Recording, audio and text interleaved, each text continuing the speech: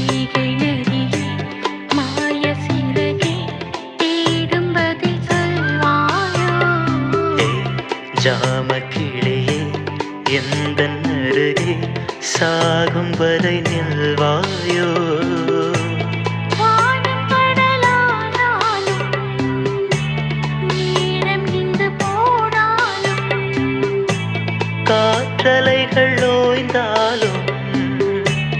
நம் உறவு மாயாதே பாசவளரே